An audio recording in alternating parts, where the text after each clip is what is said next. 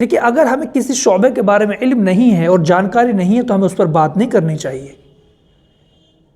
اسلام کے تعلق سے تو پتہ نہیں کیوں لوگ بات کرنے لگ جاتے ہیں۔ بھئی قرآن کا علم نہیں ہے، حدیث کا علم نہیں ہے، دین کے بارے میں کچھ نہیں جانتے، تو تھوڑی موڑی جانکاری سوشل میڈیا سے لے لی، کچھ پڑھ لیا، کچھ سن لیا اور بس بات کرنی شروع کر دیتے ہیں۔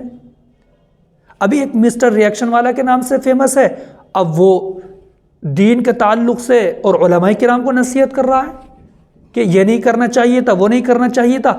ایک ہندو ایکٹریس، ان کی شادی مسلمان سے ہو گئی، اس پر مفتی صاحب، ایک مفتی یاسر ندیم الواجدی صاحب ہے، الحمدللہ بڑے قابل شخص ہیں، انہوں نے اس پر مسئلہ بیان کر دیا قرآن اور حدیث کی روشنی میں کہ یہ قرآن اور حدیث کی روشنی میں اس تعلق سے مسئلہ کیا ہے۔ اب وہ اس پر گیان دے رہے ہیں مسٹر ریئیکشن والا کہ آپ کو ایسا نہیں کرنا چاہیے تھا، آپ کو یہ نہیں کہنا چاہیے تھا، آپ کو اس ٹائم نہیں کہنا چاہیے تھا، آپ کو وہ نہیں کرنا چاہیے تھا۔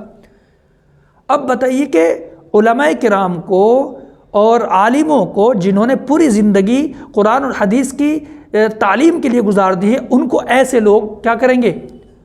سکھائیں گے کہ تمہیں کیا کرنا ہے اور تمہیں کیا نہیں کرنا۔ اللہ کے بندو، جو آپ کی لائن ہے ریئیکشن دینے کی، اس پر کام کیجئے، جو آپ کا کام ہے وہ کیجئے۔ آپ کیوں خواہ اس طرف جا رہے ہیں جس کا آپ کو علم نہیں ہے؟ بھئی قرآن کا آپ کو علم نہیں، حدیث کا آپ کو علم نہیں، اور آپ بات کر رہے ہیں اس کے اوپر کہ جی ان کو بری لگ جائے گی۔ بھئی بری لگنے کا کیا مسئلہ ہے؟ اگر کسی کو نصیحت کی جائے، کسی کو بات بتائی جائے اور کسی کے تعلق سے مسئلہ بیان کیا جائے تو اس میں برا لگنے والا کیا مسئلہ ہے؟ بھئی قرآن اور حدیث کا اور اسلام کا اور دین کا جو مسئلہ ہے وہ تو بیان کیا جائے گا، اس سے تھوڑی پرہیز کیا جائے گا، اس سے تھوڑی بچا جائے گا۔ تو یاد رکھیں کہ اگر آپ کو دین کے بارے میں علم نہیں ہے، آپ کو نہیں پتہ ہے، تو آپ اس بارے میں بالکل بھی بات نہ کریں، خاموش رہیں۔ کیا ضرورت ہے اس بارے میں بات کرنے کی؟ اور ایک بات اور، یہ جتنے بھی لوگ ہیں اپنے آپ کو بااخلاق شو کرتے ہیں اور کہتے ہیں کہ ان مولویوں کے اندر صبر نہیں ہے، سلیقہ نہیں ہے، غصہ ہو جاتے ہیں، آپا کھو دیتے ہیں، آگ بگولا ہو جاتے ہیں۔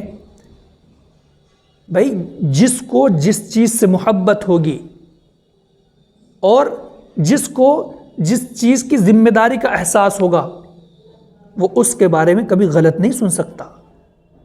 یہ جتنے بھی با اخلاق لوگ ہیں جو اپنے آپ کو با اخلاق شو کرتے ہیں، ان کے سامنے نبی کی شان میں گستاخی ہوتی ہے۔ آپ یہ بتائیں، جو لوگ نبی کی شان میں گستاخی پر خاموش ہو جاتے ہیں، ان کی زبان سے کچھ نہیں نکلتا، اگر ان کی بہو بیٹی کے بارے میں، ان کی بہن کے بارے میں ایسی باتیں ہو جائیں تو کیا پھر بھی وہ اپنا آپ کو با اخلاق شو کریں گے؟ یہی وہ لوگ ہیں جو مرنے کٹنے کو تیار ہو جائیں گے اور اپنی بہن، اپنی بیٹی اور اپنی بہو کی عزت کے لیے یہ کسی حد تک بھی چلے جائیں گے، سامنے والے کو کورٹ تک گھسیٹ دیں گے اور اس کے گریبان تک پہنچ جائیں گے۔ کیوں؟ کیونکہ ان کو اپنی بیٹی کی عزت عزیز ہے، اپنی بہو اور اپنی بہن کی عزت عزیز ہے، اپنی ماں کی عزت عزیز ہے۔ اور رہی بات پیارے نبی صلی اللہ علیہ وسلم اور قرآن اور حدیث اور دین، اس کے بارے میں ان کو کوئی لینا دینا نہیں، اس میں اپنے اخلاق کو شو کرتے ہیں۔ جس طریقے سے تم لوگوں کو اپنی بہو، بیٹی، بہن اور ماں کی عزت عزیز ہے، خدا کی قسم ان عالموں کو، ان مولویوں کو دین کی اور پیارے نبی صلی اللہ علیہ وسلم کی عزت عزیز ہے۔ جب پیارے نبی صلی اللہ علیہ وسلم کے بارے میں کوئی بات کرے گا، جب قرآن کے بارے میں کوئی بات کرے گا، جب قرآن کی شان میں گستاخی ہوگی، پیارے نبی صلی اللہ علیہ وسلم کی شان میں گستاخی ہوگی، تو اس وقت ہر محاذ پر یہ مولوی کھڑا ہوا ملے گا۔ کیونکہ اس کو احساس ہے اس بات کا کہ پیارے نبی صلی اللہ علیہ وسلم کی شان میں گستاخی برداشت نہیں کی جا سکتی۔ ان مولویوں کا شکر ادا کرو، یہی ہیں جو دین کے محافظ ہیں۔ اگر یہ نہ رہے اور دین آپ کے حساب سے چلنے لگا اور کام آپ کے حساب سے ہونے لگے کہ کہاں مسئلہ بتانا ہے، کہاں مسئلہ نہیں بتانا، اور کس کو بری لگ رہی ہے، کس کو بری نہیں لگ رہی ہے، کچھ دنوں کے بعد خدا کی قسم مسلمان ڈھونڈنے سے بھی نہیں ملیں گے۔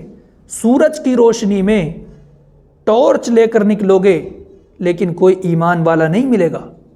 نام کے ایمان والے ہوں گے، نام کے مسلمان ہوں گے، لیکن حقیقی ایمان والا نہیں ملے گا۔